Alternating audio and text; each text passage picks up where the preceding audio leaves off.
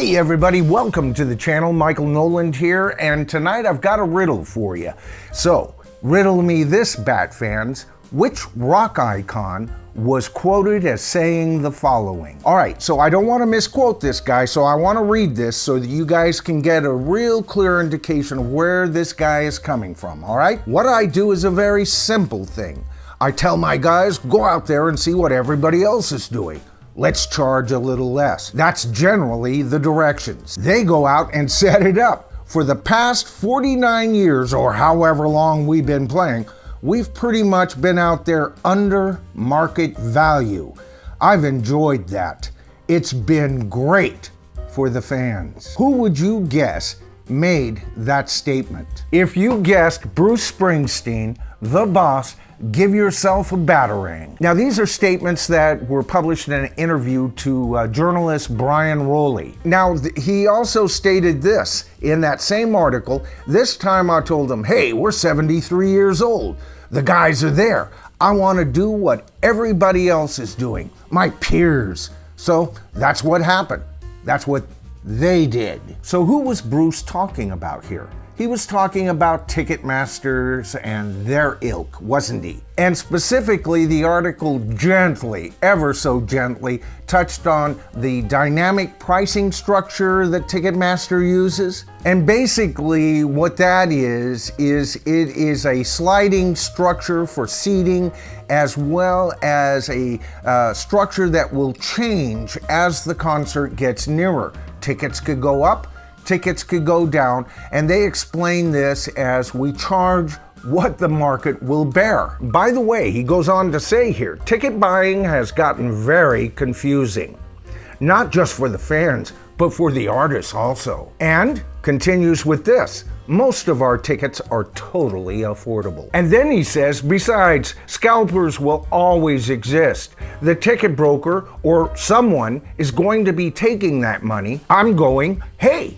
why shouldn't that money go to the guys up there sweating 3 hours a night for it? Now, later in that same article, he said that he didn't like being the poster boy for high ticket prices. It's the last thing you prefer to be, but that's how it went. You have to own the decisions you have made and go out and just continue to do your best. Now, the article goes on to say, Bryan stating whether dynamic pricing will be implemented again on subsequent dates is still an open question. Now, all of these guys, members in his band, have already spoken up, Bruce being the Johnny-come-lately to the party. And let's discuss something here, first of all, right off the bat.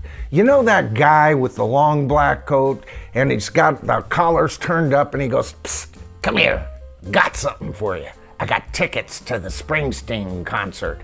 That's the scalper they're talking about. Now, let's get one thing clear about that infamous scalper. He's using dynamic pricing, folks.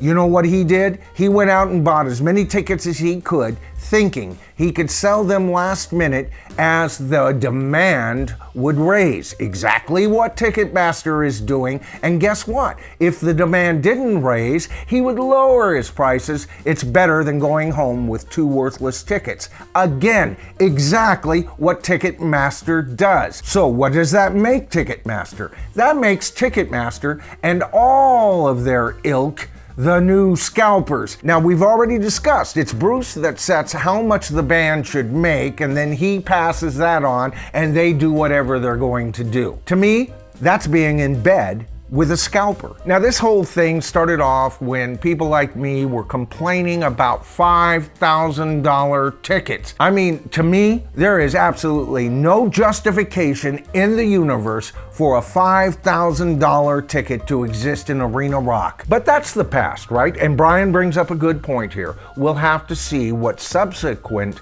tickets will be charged. Well, guess what? Bruce is back on the road starting February, and let's take a look at some of those ticket prices. How about him playing the Amalie Arena in Tampa, Florida, upcoming in February 2023? All right, guys, so here's the layout, and nice size arena here. Wow.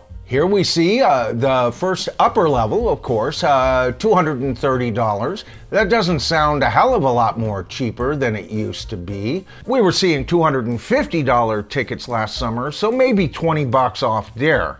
But there's more. Let's take a look at this. So let's just look at randomly at any of these nosebleed tickets, huh? How about here? Well, this nosebleed ticket costs $679. This nosebleed ticket costs $403, $450. Down here in section 12, we've got $468 and $300. All right, I've covered most of it. Oh, I didn't get back here. Let's take a look at this. There's one of your $230 tickets. Well, let's take a look at some of the premium tickets for this concert. Now, keep in mind, the economy's not getting any better. Gas prices have gone down just a bit here recently, but watch, springtime will hit and we'll still be paying $6 a gallon here in California. All right, so let's go ahead and take a look at the most expensive tickets here. And oh no, guys, the $5,000 tickets are gone. He's true to his word. They're only $9,000. $9,010 in one case. That's a freaking family vacation. What does this guy think he is, a Caribbean cruise? Now, I've said it before. Bruce Springsteen has been a multi-millionaire, now close to billionaire status, for longer than he was ever just a normal guy. This man hasn't got a clue what it's like to live from paycheck to paycheck. And you know what? His whole reasoning around this subject is that I only charge what my peers charge, which sounds a whole lot like, well, the other guy did it. Give me a freaking break. You know, this along with his release of a covers album, just in time for Christmas, folks, don't forget that. You know, all of this just tells me this man is all about show me the money, honey, and don't be late with the payments. This guy is totally off his freaking rocker icon, if you ask me. Well, there it is, folks.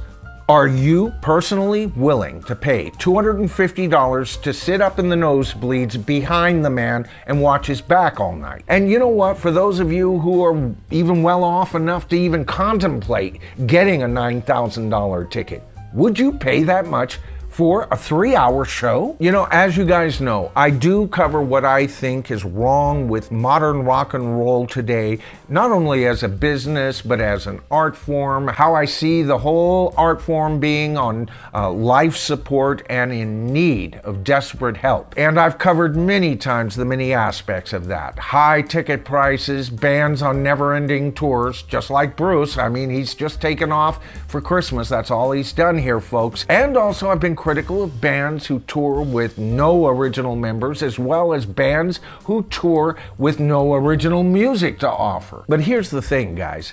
In past videos, I've also identified another villain to this insidious plot, and that can be you and I. If we are willing to continue to sell our firstborns so that we can get front row tickets for this guy, what do we become?